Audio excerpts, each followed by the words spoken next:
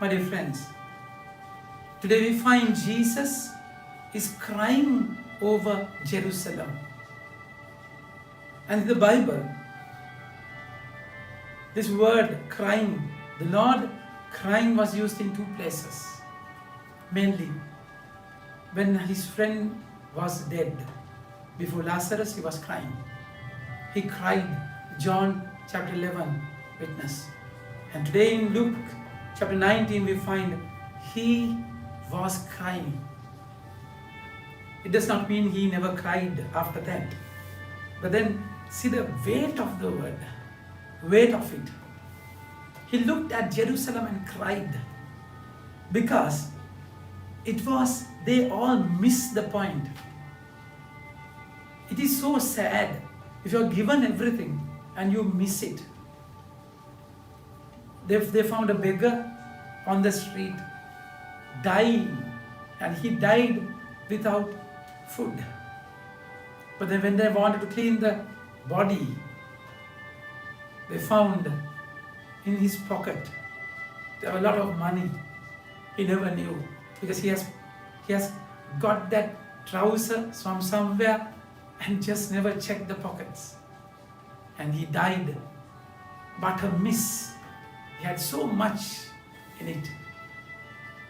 My dear friend, the Lord was crying, said it. When Jesus drew near the city, saw the city, he wept over it, saying, would that you, even you, had known on this day the things that make for peace. But now they are hidden from your eyes. If he is looking at you, and will he smile with you? Will he be joyful? Or will he cry looking at you? Look at you and me. My dear friends, we have to think. We have to think strong, deeply, probing into our hearts and see what I have done, what I have done with my life. Because Jesus has come to your life, my life, with a purpose.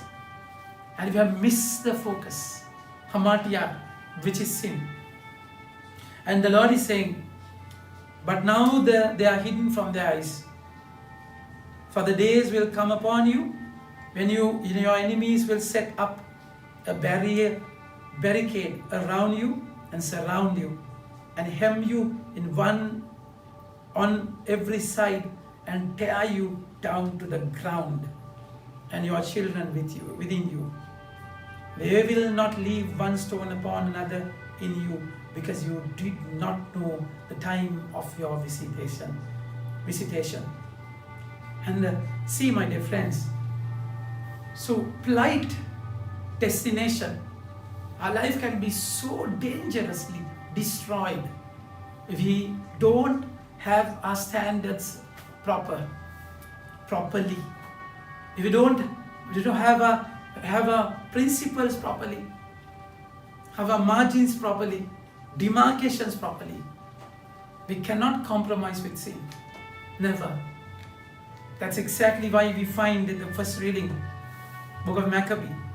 Maccabee, which means hammer. They were so much persecuted. The persecution was so much.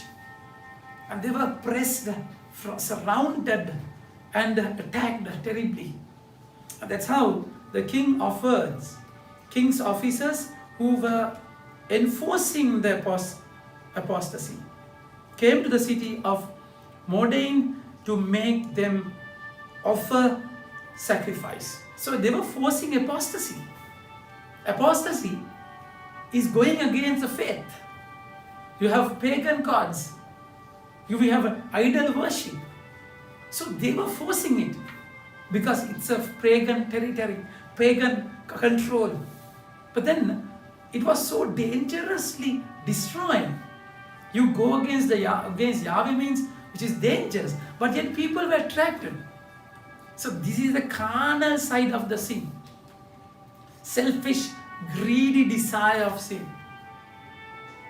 That's why many of the Israel came to them. And Mattathias and his sons were assembled. So Mattathias is Mattathias is a leader and he had influence.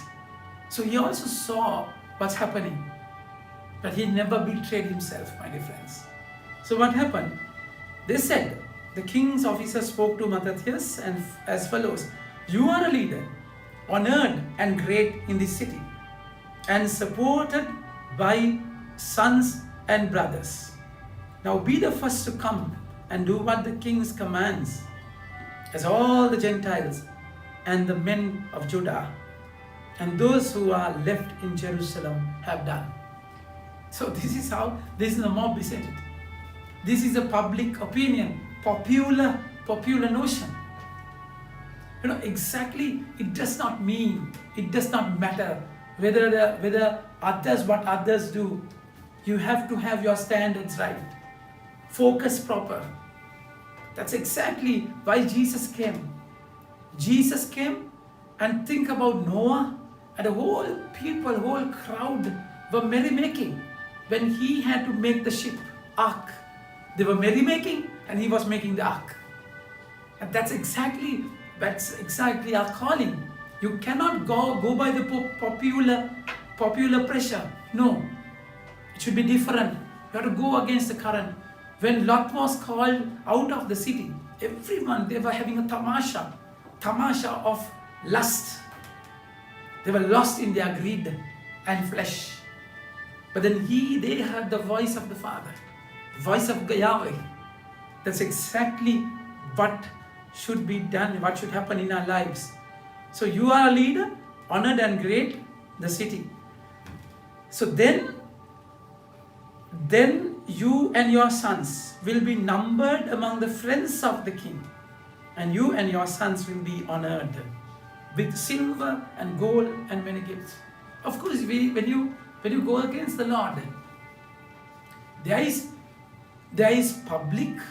popular prestige which you can enjoy in that moment, but you destroy your whole life, whole soul and your whole inside. Because that's why then what happened? I and my sons, then even for all the nations, Mattathias answered and said, loud voice, even if all the nations would live under the rule of the king, obey him, they have chosen to do these commandments, departing each one from the religion of his fathers, yet I and my sons and my brothers will live by the covenant of our fathers.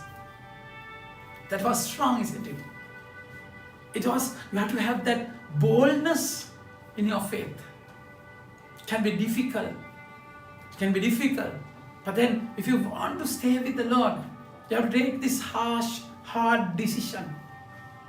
You have to pay a price for that. So what happened? When Mattathias saw it, he burned with zeal and his heart was stirred. He gave vent to righteous anger. He ran and slaughtered him upon the altar, and at the same time he killed the king's officer who was forcing them to sacrifice, and he tore down the altar. Thus he burned with zeal for the law. And then he shouted. Then Mattathias cried out in the city with a loud voice, saying, let anyone who is zealous for the law and supports the covenant come with me.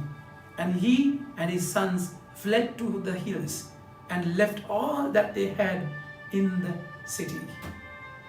Then many who seeking righteousness and justice went down to the wilderness to dwell there. They had to leave everything and went to the wilderness to be alone with the Lord. So we need to withdraw from this world sometimes, to be in the wilderness, to be with the Lord and enjoy the bliss. You have to pay a price for this. Remember. Amen. May God bless you.